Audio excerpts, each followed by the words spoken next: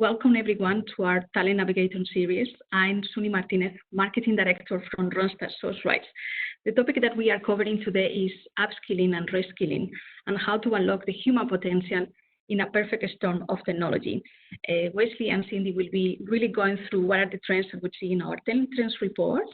And at the end of the session, we will host a Q&A session. So please, if you ask any question through this presentation that you would like to ask to our facilitators, put it into the chat box so we can make sure that we facilitate this session afterwards.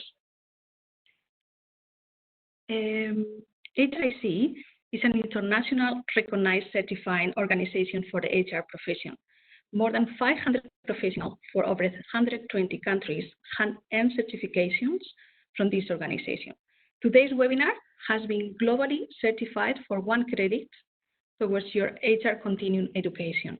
So if you stick with us until the end of the webinar, then we will provide you with the code that you will be able to submit this extra hour. And sharing this information with you, I would love to introduce you our speakers from today. We have Cindy Keaveney, and please, Cindy, sorry and apologies if it sounds a little bit Spanish. Pronunciation of your surname is our Chief People Officer for Global Business at Randstad.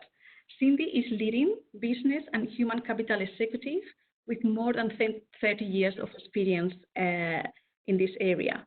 She's leading our global HR team, where she ensures we have the best strategies in place to deliver a standout experience for all our people.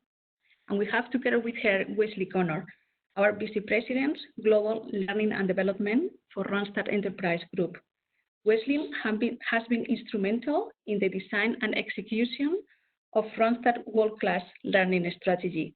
With more than 15 years of leadership expertise and more than 2,000 hours in executive and learning and coaching, he really has passion, and I can tell that because I experienced already his passion by being a colleague of Wesley, for creating programs that really enable to reach the full potential of our people. So saying that, please guys, take the floor. I'm looking forward to this really great webinar. Cindy? Thanks so much, Suni, and thanks everybody who is dialed into this webinar. Wesley and I are really excited to have a discussion, and we planned this so that we will be doing some back and forth on some of the trends that have emerged from the annual research that Randstad conducts. So just a quick overview of who contributed to the research that we'll be talking about. It's listed here on this slide. We had responses from over 800 C-suite and human capital leaders, so 1 tier of response. And we also had 1,700 workers, working professionals. We wanted to get the perspective of day-to-day workers as well as leaders, so we have joint response. We have a lot of industries represented here, as you can see, and we have 17 countries represented, so we clearly wanted to get a geographical diverse mix of input. So we have depth and breadth from our research, and we look forward to drilling into some of the trends with you as we go forward.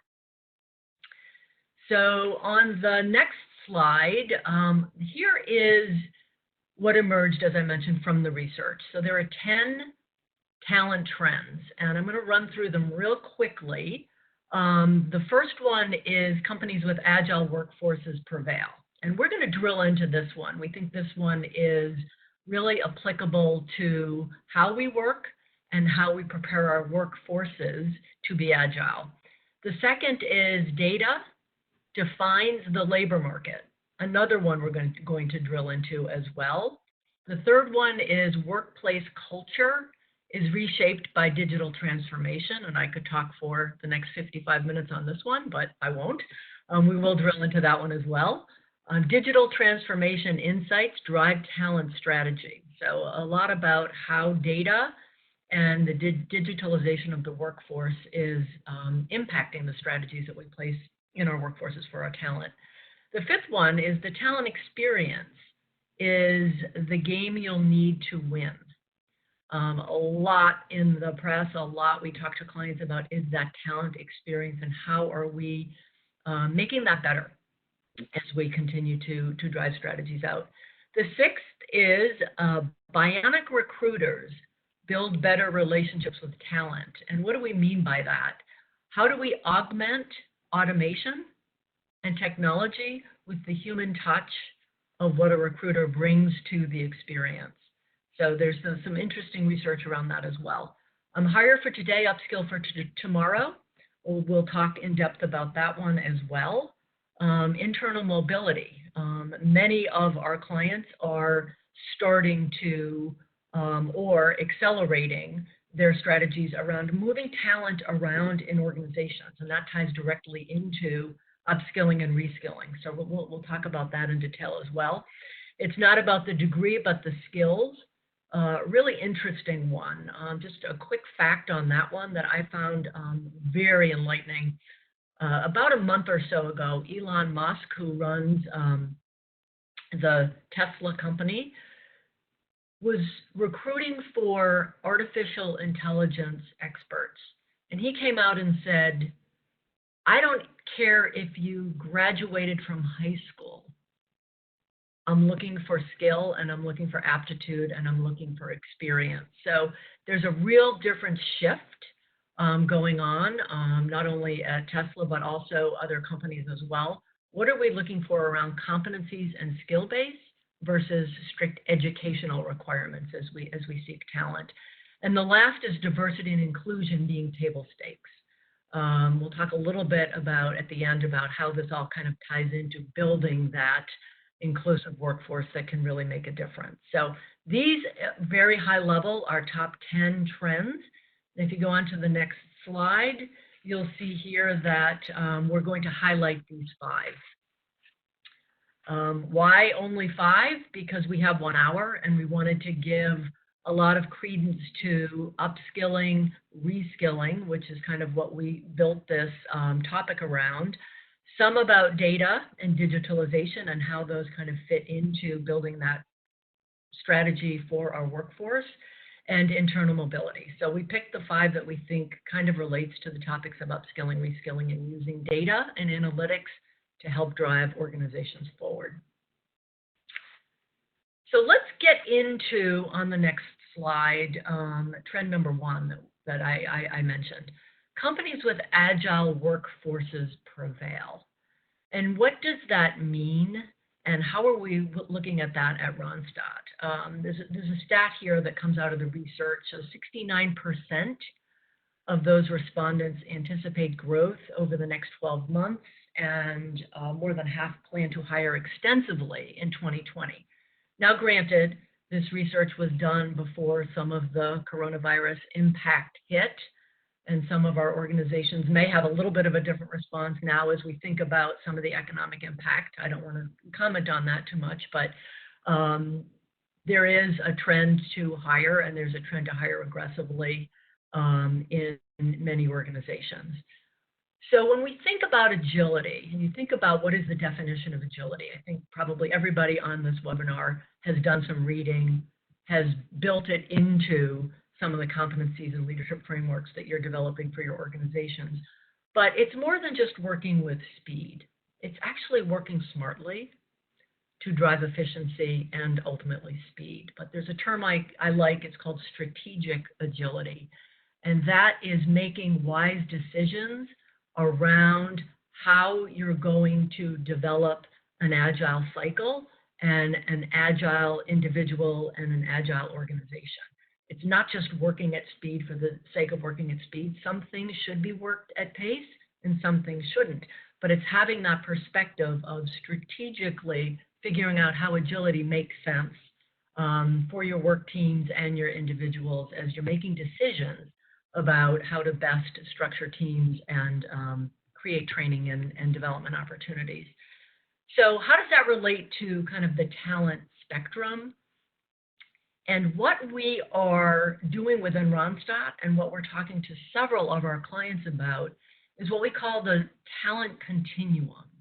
And when you think about the talent you need within your organization and within our Randstad organization, it really does span the spectrum of permanent, contingent, statement of work, freelancers, gig workers, right? It is a spectrum. And having the strategy and the plans to figure out how to get the right talent at the right cost, in the right places, at the right time, can help to build that flexibility and that agility within your workforce. So it's forcing us to break down some silos. It's forcing us to bring procurement and HR and human capital teams together to try to look more holistically at that talent spectrum so that agility and flexibility can be built into how you drive your business and how you achieve the strategies that you've outlined for your organization. Second point I want to talk about a bit is something we call learning agility. And we are starting to bring that into our leadership framework within Randstad. And why is it important? It's a different way to look at potential. And potential ties into succession planning, and so there's kind of a new way of looking at the potential. So learning agility, we think, is a predictor of potential. And so when we think about learning agility, we put some definition around it with Korn Ferry as our partner, but we have identified 5 drivers that we are using under the banner of learning agility as a predictor of potential. One is change agility, and what we mean by that is how curious is somebody? How willing are they to experiment and to learn and to scale from that experimentation to drive the change and the transformation that's needed? So change agility is one. Mental agility is another. How willing is somebody to bring new ideas to the table? How willing is somebody to go from topic to topic with some speed and some complexity and discerning across that complexity spectrum so that you're being smart about what you're doing. The third is people agility as one of the drivers, and it's kind of the EQ, right? People agility. How are you working with people? How are you seeking to understand different points of view and cultures, etc.? The fourth is result agility. So the passion and the ambition and the driving for results component that is so important for that potential that we're building in the organization. And the last and important as well is self-awareness as the 5th driver of learning agility. Self-awareness is really important as we go, as we learn, as we figure out where our gaps are and what we need to do to close those gaps to help drive forward what we are. So kind of a lot around the agile banner, but agile workforces, the configuration of how you're looking at that talent spectrum, and then learning agility as a predictor of potential. So Wesley, I'm going to ask you if you have any additional thoughts as we think about the term agility or we think about learning agility. Yeah, thanks. First of all, pleasure to be here with you all. I think this is the trend that I'm most excited about personally as a learning and development professional. It's so great to see this concept of learning agility show up as a business strategy. And that's the big shift I'm seeing is that learning, usually as a predominant intervention, now we're seeing it as a core business strategy. So I think it's a really exciting time for us to be in learning and development.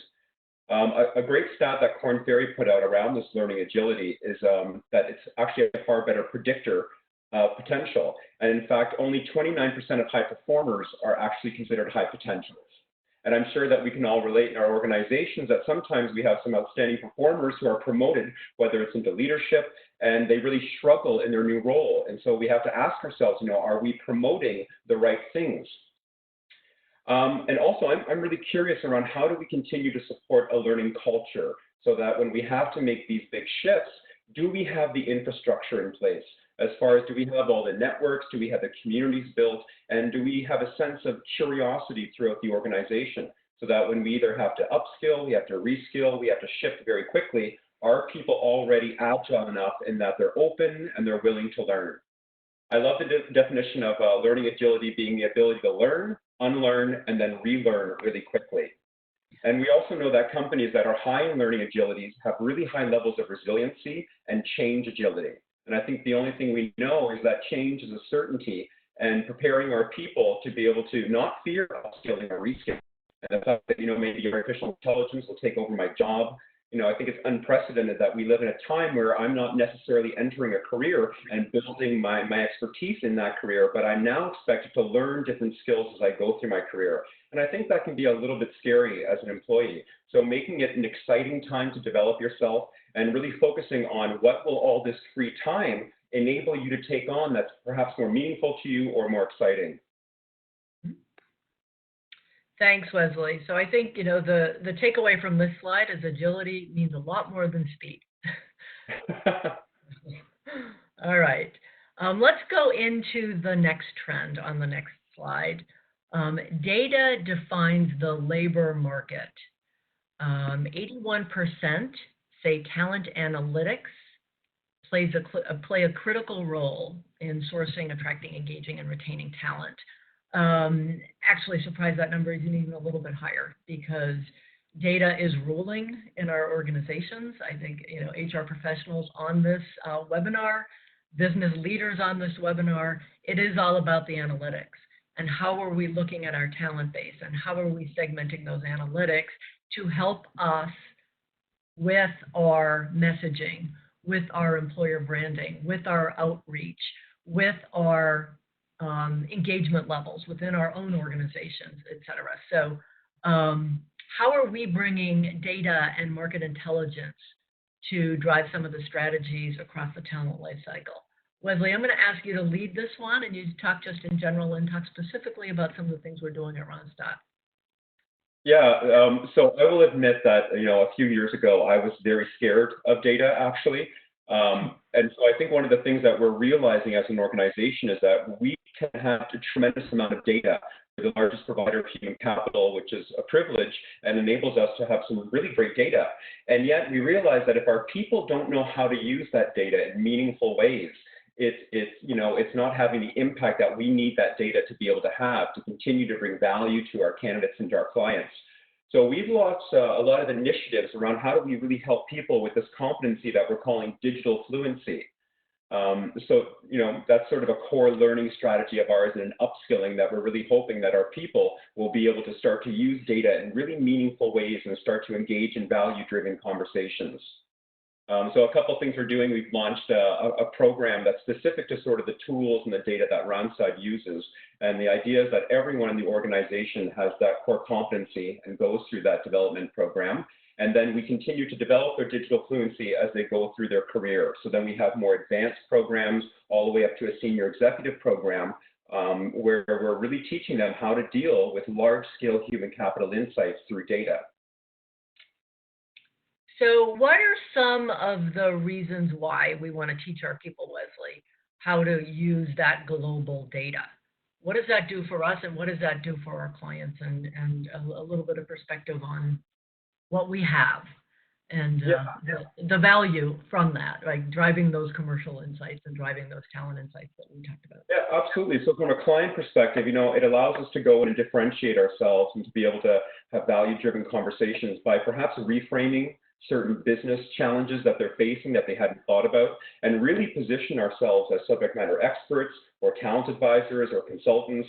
We're really being challenged by our clients externally to continue to add value. And so I think that being able to take data, whether it's external data, internal data, and be able to reframe it for the client in a way that then positions you as a real partner. And then for our candidates, we're looking at how do we take industry labor data and be able to reframe the job market so that potentially there are job opportunities that they're not considering or career moves that would actually be extremely beneficial to the candidate. How do we use data to be able to inform that decision? And then internally, even as an HR team, we have a tremendous amount of data available to us. How do we take that data and position it in a way that's meaningful for the business to be able to drive action? Right? I'm thinking through storytelling. How do you present it visually? How do you integrate multiple different forms of data so that we're making the best possible decisions? And from an individual perspective, I found what's key is enables to generate interest in this competency in the field. Because I do find that people are a little bit scared of this competency. One of the ways to do it is to really stress the importance of this as a competency of the future. And that, if you want to be successful in pretty much any role in the future, we know that jobs are changing, and this is going to be a really essential competency for you to succeed in your future career. So we're helping you develop this competency now. I think it's also important to focus on, what's in it for me as far as my career development and progression. Right. And I think as we are structuring either new job descriptions or revising some of our existing job descriptions, I would say 95% of those that we're working on have digital fluency, if not 100, digital fluency as a competency that is either a requirement or a very strong request for all of the jobs we have across our organization. It's just, we need it in today's world of work, and clearly, as Wesley mentioned, it's a future skill that will be required. So digital fluency, and we have this term, making data matter. And one of the programs Wesley was talking about is called Making Data Matter. How does it matter, and how can you use it? We've invested in external data sources, and we've developed our own internal databases so that we have that available, but using it and making something meaningful out of it requires training. And we just can't expect people to be able to do that. How do you make that matter so that you can derive insights from that data? And some of the training and investments we're making with our workforce this year is around that very skill. Yeah. And I think that what we're seeing when you equip people with that skill, I mean, they become very excited very quickly because they see the impact that it has immediately as far as they're able to elevate their conversations, whether it's internally or externally. Right. Right. And there are some platforms, analytic platforms out there that are new and emerging that organizations can look at to help do some workforce planning and to help predict some of the skill sets of the future and which ones can potentially be replaced in other areas of the workforce. So it can be done at a job level, it can be done at an organizational level as well. So we're partnering with one firm in particular that we're piloting with a few clients to actually use an analytics platform to help make sense of the workforce, of the skill sets, of the future needs in the organization, figure out where the gaps are and figure out where the positions can be replaced or upskilled with or reskilled with.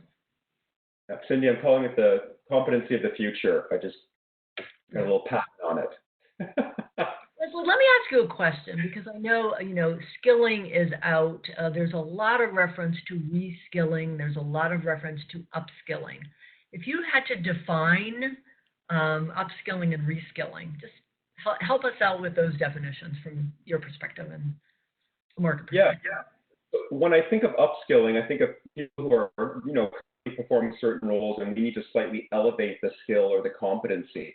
It's not outside the job description, certainly. It's just that we need to enhance it in a certain way.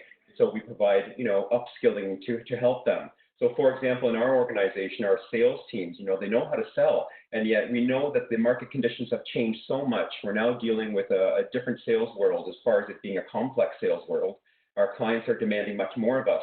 So we need to help upskill our salespeople in how do I elevate that sales conversation and make sure that I'm competitive in the new market.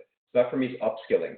Reskilling is when we do a skills inventory and realize that the skills we need in the future are completely different than the skills that we currently have internal in the organization.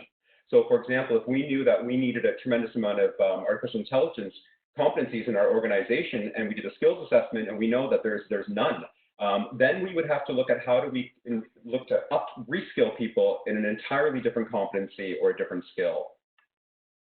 Yeah. It's kind of building that continuous learning cycle, isn't it? Yes. Upskilling for today, and then training and figuring out for the future what we need and how can we potentially transfer employees.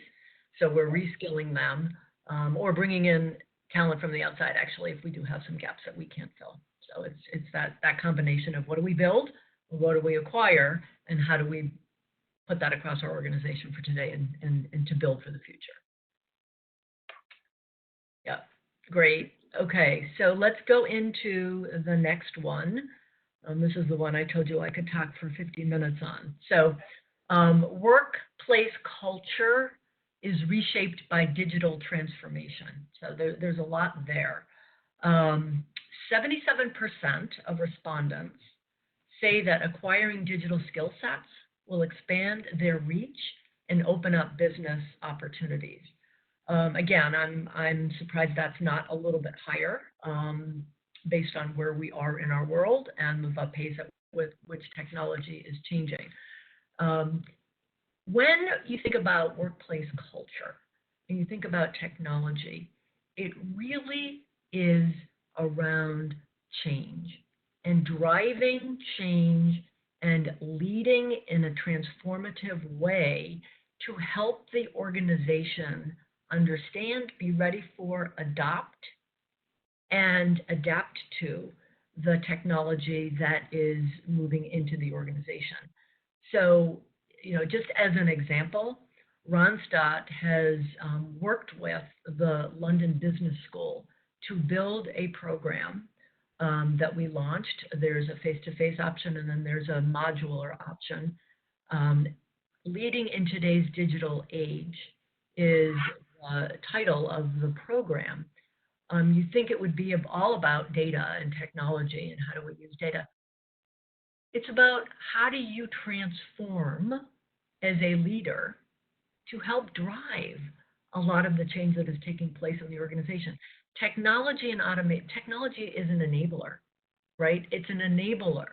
The real component of building that culture is around transformational leadership and bringing people along so they understand what's happening, bringing people along so that we're offering that upskilling and that reskilling components. People understand that they will have opportunity within the organization, or if not within the organization, in another organization. And that's the reality of looking holistically and across that spectrum. But it is building that transformational leadership so that the culture is built around doing work differently, right? It's changing the way we work, and it's changing the work itself, right? And so how do we as leaders help to ready the organization and build that culture that things are going to be done differently, but we're going to help you get there. And we're going to train you, and we're going to help you figure out how we make data matter. And we're going to do some of the upskilling for you within the organization that is significant to you and will help you to understand impacts, right, of change, what it means to you, and how we're going to work through it. So it's really driving that transformational leadership and driving that change to support the cultures that we're trying to build. And we've learned, and in some instances the hard way, right? We don't clearly have all the answers. One of the things as we've looked back over the past year, and we have introduced new data and new technologies into our workforce, looking at work processes is something that we need to do a better job with. Putting technology in on top of what people are doing already isn't going to get us to where we need to go. It's not driving the efficiency that we're looking for. We need to change some of the ways in which we work, which includes work process. So we're taking a look at that, and we're going to dedicate some resources to help with that component of when we change and when we adopt new technologies.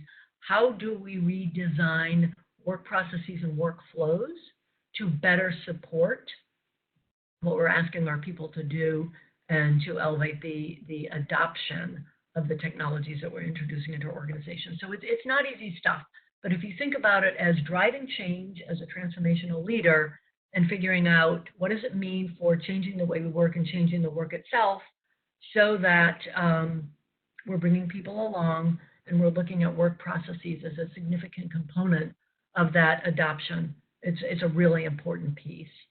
And then using some of the data to make the decisions as we go. I'm losing my voice here, so I'm going to ask Wesley to jump in and offer some perspective on this.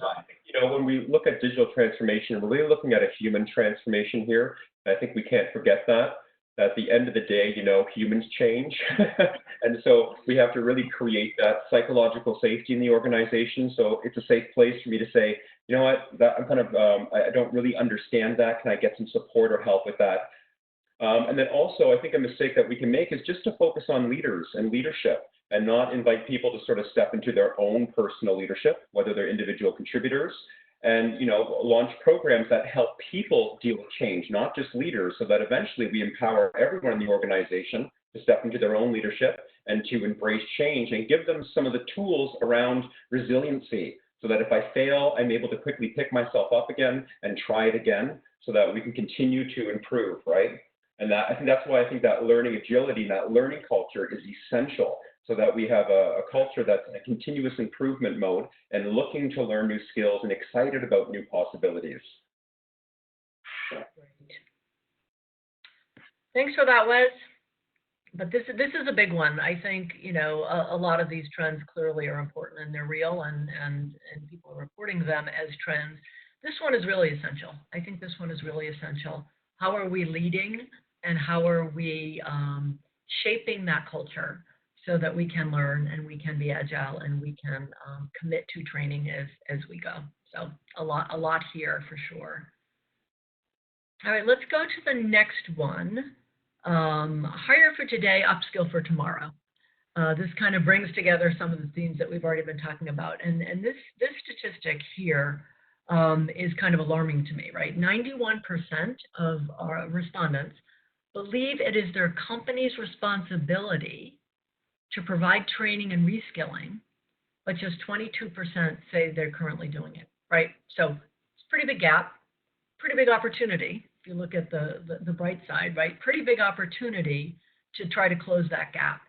And I think you probably signed up for this webinar. You're leading some of this within your organization. So this is an opportunity. It's an opportunity. People believe we need to be doing it. I would say your employees probably believe you need to be doing it. I know ours do. And what can we do to try to close some of that gap? So we at Randstad have been very clear on a couple of the things that we are committing to.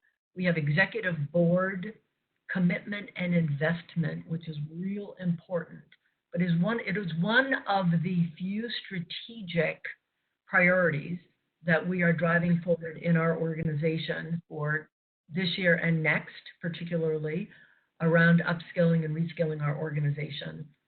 Wesley's going to talk about what we're doing and some of the areas that we have carved out as being critical to what we're going to invest in and how we're going to do it. So, Wes?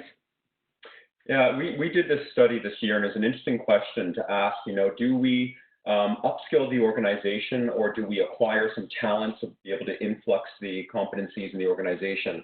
And Forbes has a great study that it can cost up to 6 times more to acquire the talent than to develop from within. So we were quite committed to start to reskill and upskill the current people that we have in our organization to provide them with some opportunities. It's interesting when you look at the competencies of the future, as far as what our leaders saying that people are going to be upskilled in. AI is number one at 66%, but then right underneath it is the soft skills at 60%. So it's interesting to me that there has to be an equal focus on both the hard and the soft skills, that even with all of this technology, we can't forget that we need to continue to train our people and our leaders in all of those soft skills. And then as far as traditional learning and development programs go in technology, I think that learning and development is in a rapid change mode because, again, we're having to be a lot more strategic and we're having to really embrace technology because our learners are demanding a different type of learning experience. Much like we're moving the organization to become a lot more customer-centric, our learning has to become customer-centric. Learners now, they're very savvy because they have Netflix and they have a lot of online tools. So we need to have on-demand learning, real-time learning. Learners want what they want, when they want it, and they want it to be messaged in the exact way that they want. So how do we meet the learner where they are and also customize learning paths so that we take a look at, in the organization, what are the competencies and the skills that we have? What do we need for the future? And how do we begin to create custom learning paths so that we can start to create internal talent pools? And then I have a theory right now, which is all around experiment. Experiment wherever you are in the organization. And if it works, be prepared to scale fast, but also be prepared to fail fast. So we've tried this in numerous programs that we have because we're trying to develop a lot of user-generated content again, to get people excited about learning and to start unlocking sort of the genius in the organization to start sharing knowledge across the different businesses and geographically. So we've done a number of things, and we're quite committed with upskilling. We have three, core strategic pillars this year that we're looking to upskill. The first pillar is really around how do we continue to elevate the conversation and have value-driven conversations with both our clients, our candidates, and internally. I will share that our approach at Randstad, and I'm certainly not representing them, but we've chosen to go with the challenger methodology because we think that it is a great way to reframe challenges and to dovetail into that digital fluency competency. So we've launched that, and we've launched multiple different versions of it so that we're not just hitting one group of employees. We've launched a sales version. We've launched a version for the recruiters so that they can have those value-driven conversations with our candidates. Essential that we have a version of it for all of our support functions so that everyone in the organization is on the same page. We're all speaking the same language. Back office understands how to support the front office. We have a version for marketing so that marketing is able to really work hand in hand with our sales team. And then we have an executive overview so that, the top level of the organization understand the competencies and they're able to help reinforce and support them. So that's sort of at the base. And then on top of that competency, which again, we are looking for everyone to be able to exhibit, is this competency of digital fluency. Can everyone at the appropriate level of where they work and with the appropriate level of data in which they work with, can they use that data? Can they present it in a compelling way? Can they use storytelling to make it relevant and add those value-driven conversations? So for that, I mentioned the few programs that we're launching. One, and we're quite aggressive with this upskilling strategy. We are enabling, one program we call Influence Through Insights. How do we use the various tools that we have to be able to go have those great value-driven conversations? And then we have a more executive type program, which Cindy mentioned, which is Make Data Matter, which is a more robust program around larger scale type data and insight. And then our third pillar, so we got to be able to drive all of this digital change, this transformational change. So third pillar is transformational leadership. And as Cindy mentioned, we have partnered with the London Business School. We have taken experts in the field to be able to bring that intelligence into the organization and start to equip our leaders on how do I lead through all of this change and through the digitalization of our industry. So those are the three pillars. We've launched an education calendar and being quite aggressive with this. And we're just putting in place how do we begin to measure the change organizationally? And also, how does this then impact our performance management? Are we looking at the right competencies? Are we rewarding and promoting these competencies that we're really trying to embed in the organization? So it's an interesting conversation that when you start to upskill, it has to shift everything else in the organization. I don't think you can just start to upskill or reskill in a silo. You then have to look at how it impacts all of your other human capital functions in the organization. Yeah, and one of the visuals, if you can picture it, it might help you.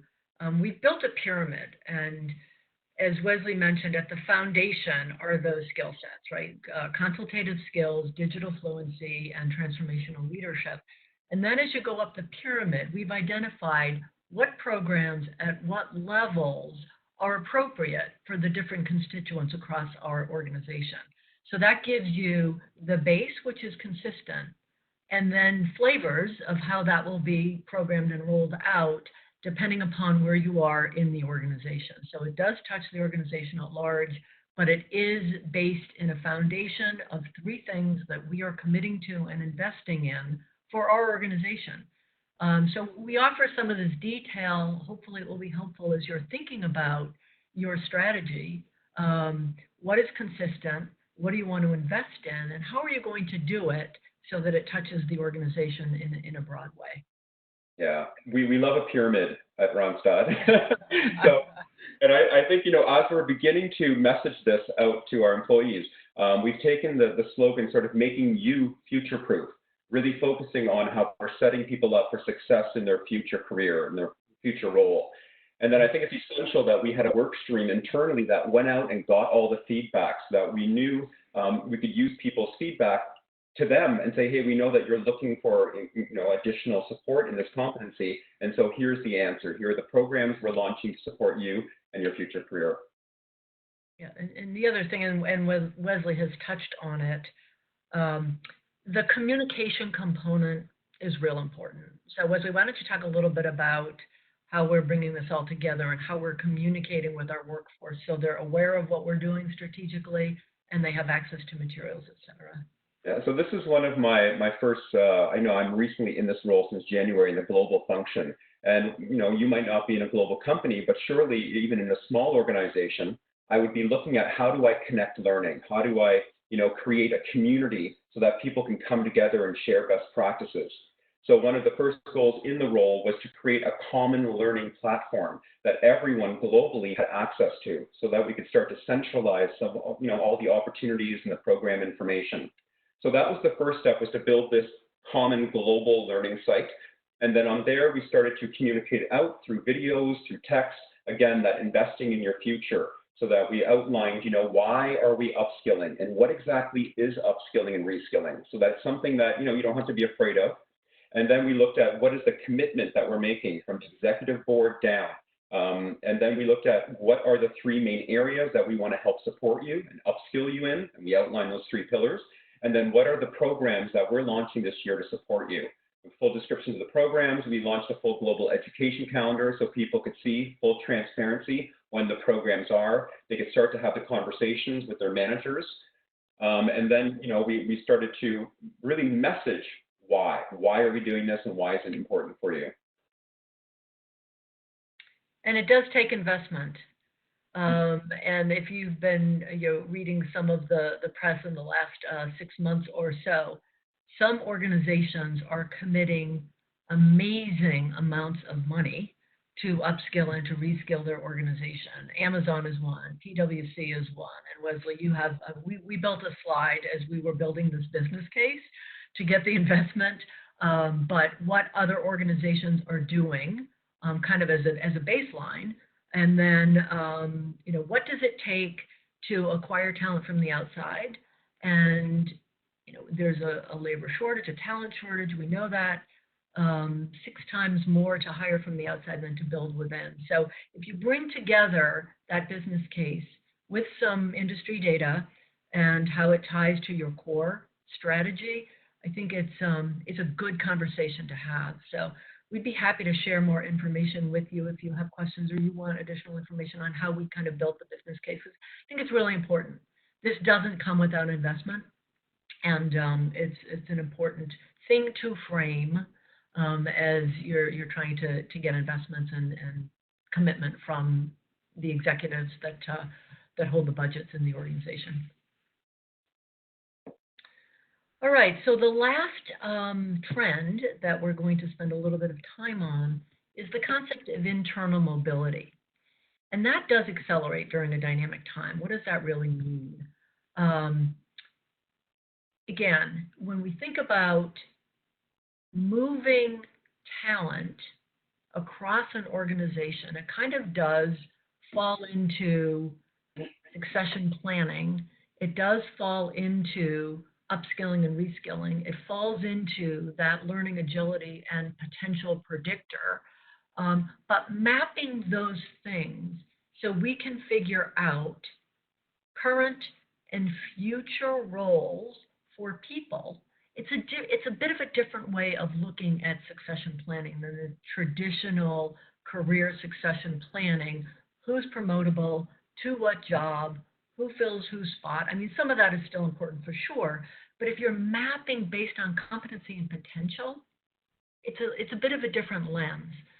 So that really does open up some conversation as to how to move and how to ready talent internally across the organization, so that Wesley used a term, and I really like it, unlocking the genius of the organization, right? You've hired good people.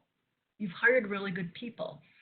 Where it makes sense and when it makes sense to invest in the skilling and reskilling of that organization. So there's that internal movement, right?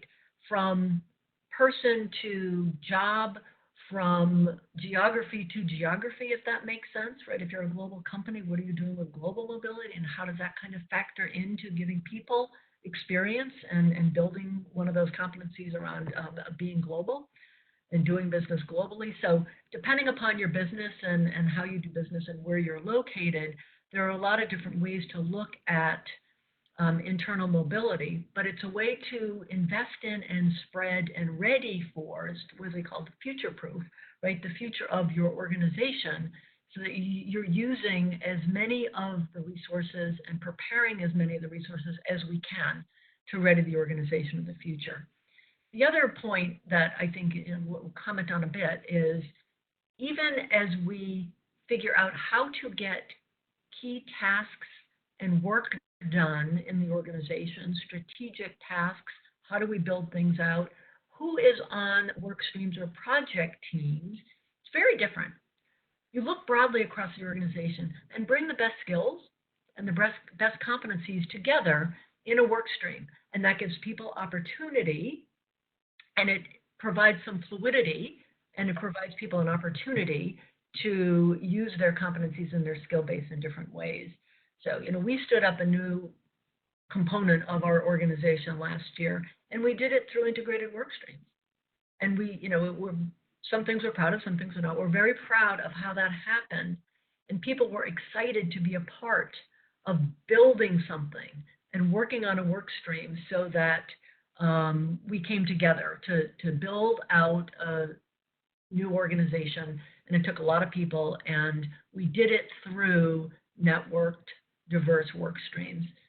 So again, it's something to think about versus traditional hiring of what we need to do to drive projects and to drive strategic priorities. It's using the resources we have, giving people that experience, which is another way to skill an individual. Education is one, training is one, experience clearly is one. So that all kind of ties into the concept of internal mobility. And Wesley, I know you have a lot of thoughts about this one as well. Yeah, another topic that I'm passionate about is I've seen how it changes the conversation. But I think, we know that organizational structures are changing because the outside world is changing. The world of work is changing, so we need to rethink the way that we run our internal talent. So I've seen, a talent succession planning process go from the traditional hierarchy, the ladder approach, where you look at who's going to replace the level above. And then we went to more of a lattice mindset, right? That we know people are going to have a minimum of 8 different jobs. So let's start to look at skill and competency and where they are in the organization. And then you can start to think of roles that aren't traditional, right? Where is there opportunity in your business? And you can quickly align with the skill set that already exists. We also know that a lot of younger generations, and I include myself, if you ask them, what do you want to do in 5 years? I don't know. I don't know the title. But you can start to change the conversation towards impact and say, well, we know this is where you excel. Where do you think in the business, you could further use that competency or that skill? So I love the way it changes the conversations and makes us think of different types of roles that might exist in the future. And then to Cindy's point, I think that we're going to be moving a lot more towards these intact teams where we bring together expertise in the organization and then dismantle them, build new teams. So it allows us, again, to very quickly identify where is the skill in the organization, how do we quickly bring it together numerous times. And then I also think we need to start thinking of not just a leadership career path, but a mastery track, a performance track. Because I'm sure many of you can relate on the call that a lot of times we get into leadership because we don't see any future for ourselves, or we don't see the next role.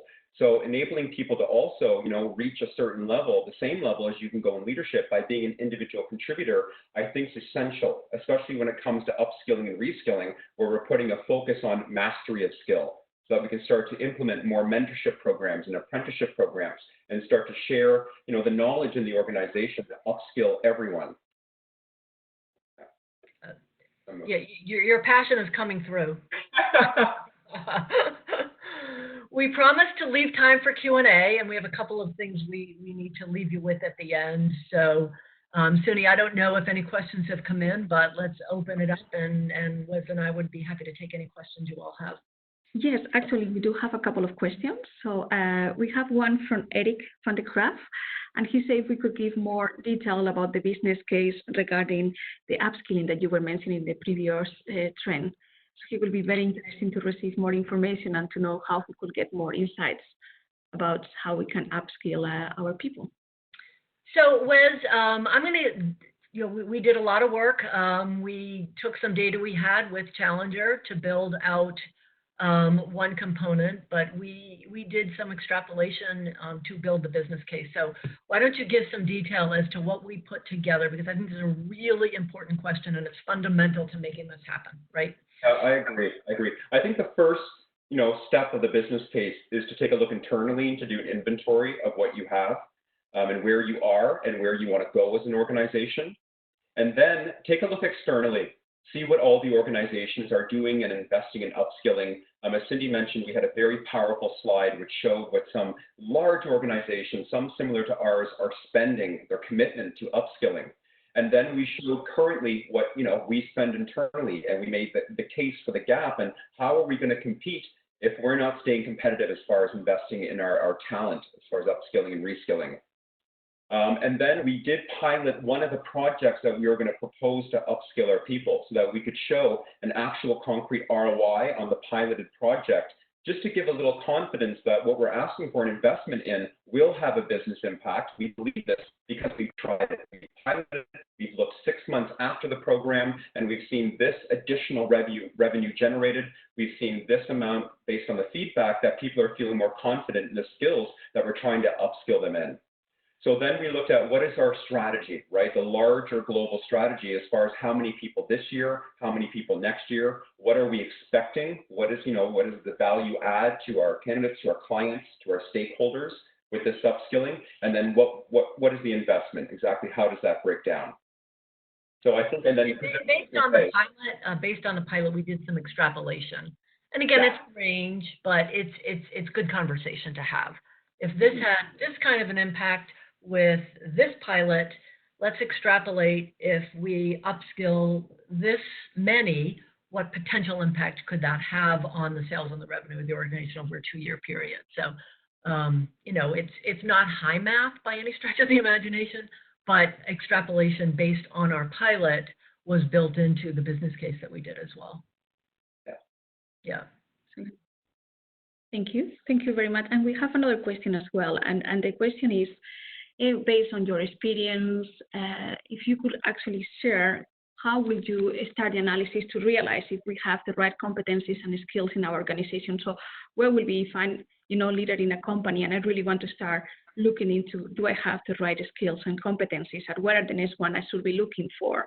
What will be your advice looking into how we could start mapping that and start that exercise as well? Yeah, how do we evaluate, Wesley, competency of individuals to determine what skill sets we have and whether or not people have the competencies, right? So let's talk a little bit about that evaluation. Yeah, I think it comes down to a proper job analysis, taking a look at all the roles in the organization. And I know when I've done it previously, you engage in interviews with subject matter experts, and you really figure out what are the competencies that make someone successful in that role. And then I would break those competencies out. And then after you have a great understanding of the various roles in your organization, you'll sort of have a competency grid that you can then start to map, where do people sit as far as their ability to demonstrate that competency or that skill. And then I might sit and then do a skills inventory for the future and say, what are the roles that we know we're going to need, the competencies, and then map them to your current ones and see, where's the gap? And hopefully it's going to live somewhere in your organization currently. So how do you, take those subject matter experts and then engage them in mentorship programs so that, again, you can start to spread that knowledge throughout the organization? Yeah. And some of it is individual assessment and some of it is manager or leader assessment. And between the two, against the defined competencies that are needed for current role and for future role, you'll get a starting point, I think. Yeah. I think one of the mistakes we can make is just to measure end results, right? And not to look at, well, what are all the factors that went into that performance so that we can start to deconstruct it and then look to rebuild it with different competencies. Okay. Thank you. And we have another question. I think we have time for one more question and before we close. And then what we will make sure, of course, is that all the questions that are on the chat box, I will collect them and we will come back to you as we will be having your names and email addresses. So sorry if we cannot go through all the questions, and thank you very much because this makes the webinar really rich. But I think if you are okay, guys, I will just make sure that I just give you the last question of today. So how do you implement, if they are technological tools included like an LMS or personalized development like degree. So how do you implement that as part of this upskilling as well? Oh, Wesley is the guru on LMS and consolidating into a global instance of LMS. So I am going to butt that one right to you, Wesley. So is the question, how do you implement as far as a learning management system, or is it... How do you implement the strategy using a learning management system as an example? Yeah. Okay.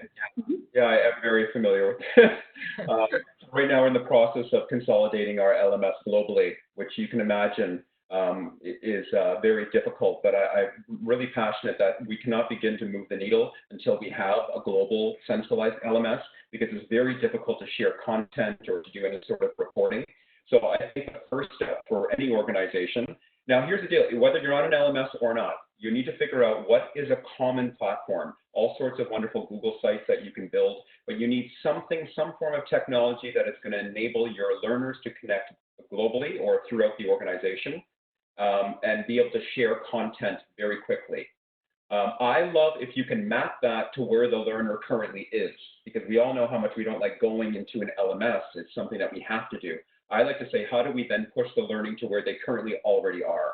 So for example, we have Salesforce is one of our internal tools. We know our learners are there. Let's push content directly to them so that the LMS really is just storing content in the background.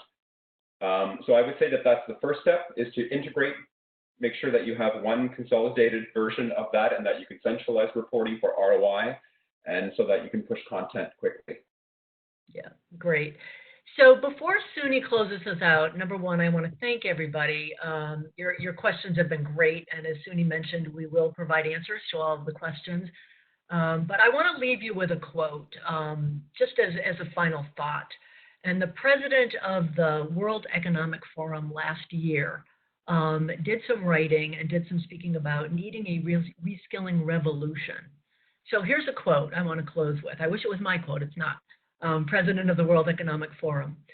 Valuing human capital not only serves to equip individuals with the knowledge and skills to respond to systemic shifts, it also empowers them to take part in creating a more equal, inclusive, and sustainable world.